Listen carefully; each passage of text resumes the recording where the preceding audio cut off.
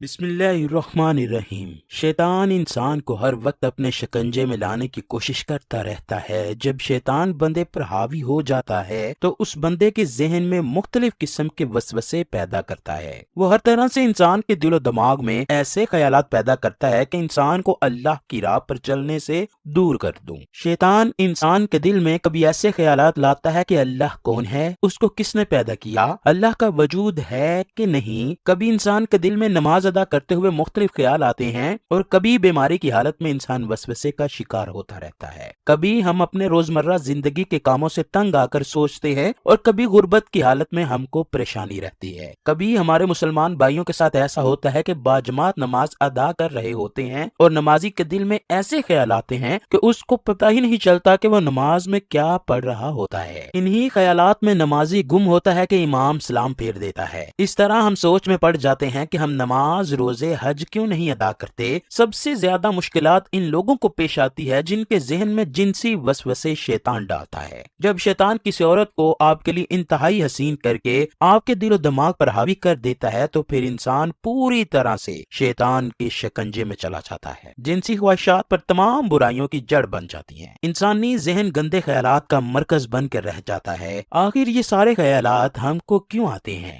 انہی خیالات کے بارے میں اسلام میں کیا حکم ہے کہ اگر یہ خیالات ہم پر حاوی ہو جائیں تو ان کا حل کس طرح کیا جائے؟ آئیے پہلے ہم احادیث مبارکہ سے ان خیالات کے بارے میں جاننے کی کوشش کرتے ہیں اور آخر میں آپ کو یہ واقعہ سنائیں گے کہ جب ایک شخص نے آ کر حضرت سیدنا مولا علی شیر خدا کو بتایا کہ میرا ذہن گندے خیالات کا مرکز بن چکا ہے۔ ناظرین گرامی، حضرت ابو ہریرہ رضی اللہ تعالیٰ عنہ سے روایت ہے کہ صحابہ کرام میں سے کچھ لوگ نبی کریم صلی اللہ علیہ وآلہ وسلم کی خدمت میں حاضر ہو کر عرض کرنے لگے، اے اللہ کے نبی، ہم اپنے دلوں میں کچھ خیالات ایسے پاتے ہیں کہ ہم میں سے کوئی ان کو بیان نہیں کر سکتا۔ رسول اللہ نے فرمایا، کیا واقعی تم اسی طرح پاتے ہو، یعنی ان کو گناہ سمجھتے ہو؟ صحابہ نے عرض کیا، جی ہاں۔ تو رسول اللہ نے فرمایا، یہ تو واضح ایمان ہے۔ محدثین اس حدیث کی وضاحت کچھ اس طرح کرتے ہیں کہ صحابہ کے اس جملے یعنی ہم اپنے دلوں میں کچھ خیالات ایسے پاتے ہیں کہ ہم میں سے ان کو کوئی بیان نہیں کر سکتا، اس کا مطلب یہ ہے کہ ہم اپنے دلوں میں بری چیزیں پاتے ہیں۔ مثلا اللہ کو کس نے پیدا کیا، وہ کیسا ہے، کس چیز کا ہے، اور اسی طرح کی اور چیزیں کہ جن کا بیان کرنا بھی مشکل ہو، اسی لیے کہ ہمیں معلوم ہے کہ یہ کبھی باتیں ہیں اور ان میں سے کوئی چیز بھی ایسی نہیں کہ ہم اس پر اعتقاد رکھیں، بلکہ ہم جانتے ہیں کہ اللہ قدیم ہے، ازل سے ہے، ہر چیز کا خالق ہے، مخلوق نہیں۔ تو ایسے خیالات جو ہمارے دل میں آتے ہیں، ان کا کیا حکم ہے؟ رسول اللہ نے جواب دیا کہ یہی تو صریح ایمان ہے، اسی لیے کہ تم ان وسوسوں کو دل میں پانے کے بعد جھڑک دیتے ہو اور اس کو برا سمجھتے ہو،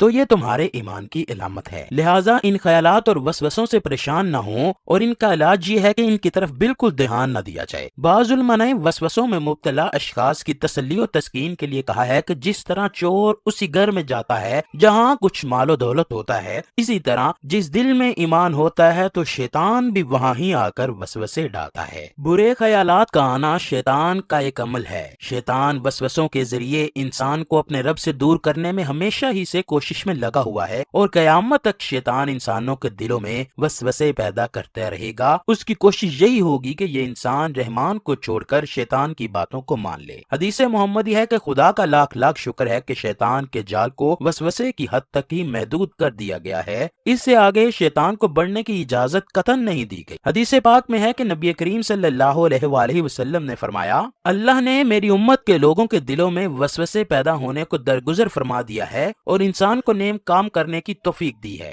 مومن کے دل میں وسوسوں کا پیدا ہونے سے مومن کو گناہ نہیں ہوگا، بلکہ مومن جو نیک کام کر رہا ہوگا، اللہ مومن کو نیک کام کے بدلے نیکیاں عطا کرے گا۔ جو لوگ ہر وقت خیالات میں گم رہتے ہیں، ایسے لوگ دوسرے کاموں میں سست روی اختیار کرتے ہیں، وہ ہر وقت وسوسوں میں ہی رہتے ہیں۔ وہ سوتے، اٹھتے، لیٹتے، گھر سے باہر جاتے، گھر میں داخل ہوتے ہوئے شریعت کے خلاف وسوسوں میں رہتے ہیں۔ اس طرح شیطان ایسے انسان کو کبھی بھی برے خیالات سے آزاد نہیں ہونے دیتا۔ وہ ہر وقت انسان کو شریعت کے خلاف بھڑکاتا رہتا ہے کہ انسان زیادہ سے زیادہ سوچے اور ہر وقت دماغی تھکاوٹ کا شکار رہے اور اس کو اللہ کی طرف رجوع کرنے کی فرصت ہی نہ ملے۔ حضرت ابو ہریرہ رضی اللہ تعالیٰ عنہ سے مروی ہے کہ رسول اکرم نے فرمایا، ہر انسان کے پاس شیطان حاضر ہوتا ہے اور اس کو ان خیالات میں مبتلا کر دیتا ہے کہ آسمان کو پیدا کرنے والا کون ہے، زمین کو کس نے پیدا کیا، یہ سارا نظام کون چلا رہا ہے۔ نعوذ باللہ، شیطان انسان کے دل میں یہاں تک خیالات لاتا ہے کہ اللہ کو پیدا کرنے والا کون ہے۔ اگر انسان پر شیطان اتنا حاوی ہو جائے تو اس شخص کو چاہیے کہ اللہ سے دعا کرے، اے اللہ